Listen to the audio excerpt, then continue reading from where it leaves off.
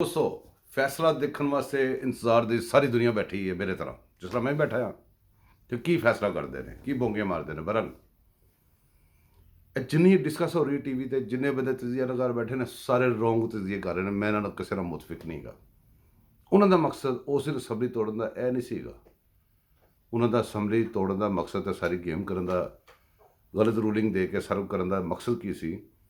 कि ਜਿਹੜੇ ਕਾਨੂੰਨ ਪਾਸ ਕਰਾਏ ਨੇ ਗੰਦੇ ਗੰਦੇ ਕਾਨੂੰਨ ਈਵੀਐਮ ਦਾ ਇਲੈਕਟ੍ਰਿਕ ਵੋਟਿੰਗ ਦਾ ਗੈਰ ਮੁਲਕੀਆਂ ਦੇ ਵੋਟ ਦਾ ਯੂੰ ਫਲਾਂ ਜਿਹੜਾ ਕਾਦੀਆਨੇ ਦੇ ਵੋਟਾਂ ਦਾ ਜਿਹੜਾ ਸਿਸਟਮ ਬਣਾਇਆ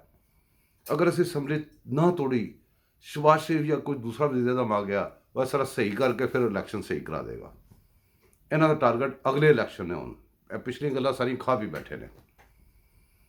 ਉਹਨਾਂ ਨੇ ਅਸੈਂਬਲੀ ਤੋੜੀ ਸੀ ਕਿ ਇਹ ਨਾ ਹੋਵੇ ਜਿੱਥੇ ਅਸੀਂ ਅਸੈਂਬਲੀ ਤੋੜਾਂਗੇ ਸਾਰਾ ਇੱਥੇ ਫਰੀਜ਼ ਹੋ ਜਾਏ ਤੇ ਅਸੀਂ ਰੋਲਾ ਪਾਵਾਂਗੇ ਅਸੀਂ ਤੇ ਕਹਿੰਦੇ ਪਏ ਇਲੈਕਸ਼ਨ ਜਾਈਏ ਇਹ ਵੀ ਕਹਿੰਦੇ ਇਲੈਕਸ਼ਨ ਚਲੋ ਇਲੈਕਸ਼ਨ ਕਰਾਈਏ ਤਾਂ ਕਿ ਇਹਨਾਂ ਦੇ ਜਿਹੜੇ ਗੈਰ ਕਾਨੂੰਨੀ ਗੈਰ ਜਿਹੜੇ ਠੋਸੇ ਗਏ ਨੇ ਸਾਡੇ ਤੇ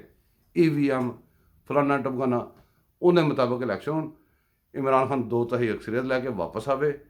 ਤੇ ਫਿਰ ਉਸ ਤੋਂ ਬਾਅਦ ਡੁਗੀ ਵਜਾਉਂਦੇ ਫਿਰੋ ਤੁਸੀਂ ਸਾਰੇ ਇਹ ਜਿਹੜਾ ਫੈਸਲਾ ਆਏਗਾ ਜਸ਼ਨ ਮਨਾਉਣ ਦੀ ਕੋਈ ਲੋੜ ਨਹੀਂ ਗੀ ਪਲੀਜ਼ ਇਹਨੂੰ ਗੌਰ ਨਾਲ ਅਕਲ ਦੇ ਖਾਨੇ ਖੋਲ ਕੇ ਸੋਚੋ ਅਗਰ ਇਹ ਬੰਦਾ ਕਵੇ कि वो रिवर्स नहीं करना है तो फिर इन्ना मतलब जेकर उन्हें गलत रूलिंग दी है स्पीकर ने तो रिवर्स क्यों नहीं करना क्यों अगे जाना है